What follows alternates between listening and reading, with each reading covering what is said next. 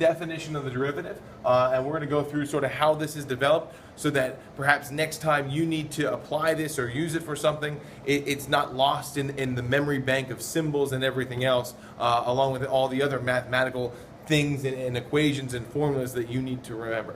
So at this point, you may know the definition of the derivative as the limit as delta x approaches 0 of f of x plus delta x minus f of x all over delta x. The problem is, where does that come from? What is it? What does it do? And why does it look the way it does, right? So to get there, to sort of talk about this, we're going to use a graph. And this graph is going to be regular XY coordinate graph. It's going to be in the first quadrant. And we're going to call this curve f of x. Now, to do this, we're going to talk about f of x, and we're going to talk about 2 points specifically on this curve f of x. This first point is going to have an x value of just x.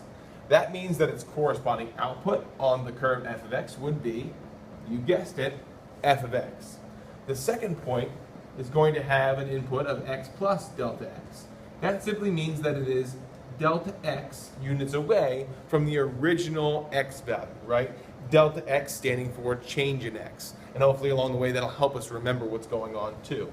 So this point right here has an output of f of x plus delta x. So you have these 2 points, and through these 2 points you can draw a secant line. A secant line being a line that goes through the curve at 2 distinct points, right? So we have these 2 points in our secant line, and what we'd really like to do now is we'd like to talk about the slope of the secant line.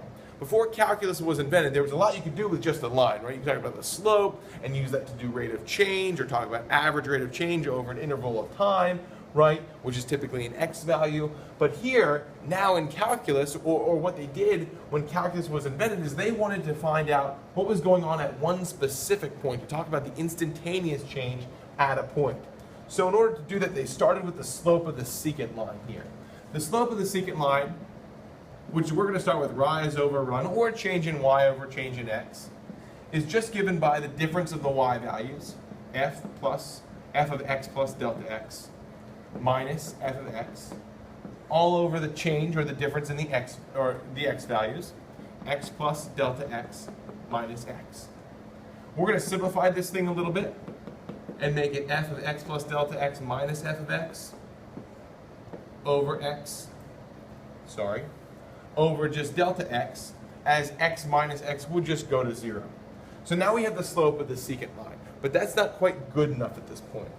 What we're going to do next is we're going to slowly but surely take this point, our second point, and we're going to make it move along the curve f of x and get closer and closer and closer to our original point, to our first point. In other words, we're going to close this gap down between our 2 x values. As we do this, watch what happens to the tangent line. Doesn't look a whole lot like, what happens to the secant line? Doesn't look a whole lot like a tangent line would just yet, but as we get closer and closer here, we end up with a line that would look pretty similar to that tangent line.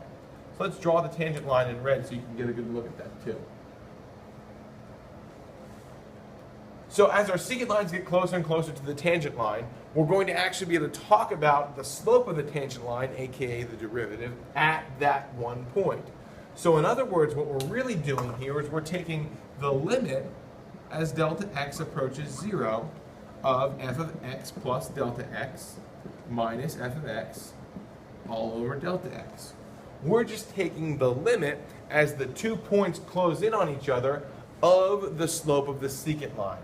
And that's going to give us, right, the slope of the tangent line, aka f prime of x, right? The derivative. That's the slope of the tangent line. That's the derivative. That's what we're looking for here, right? And that's why they call this the definition of the derivative. That's how it's defined. That's how we get there in the first place.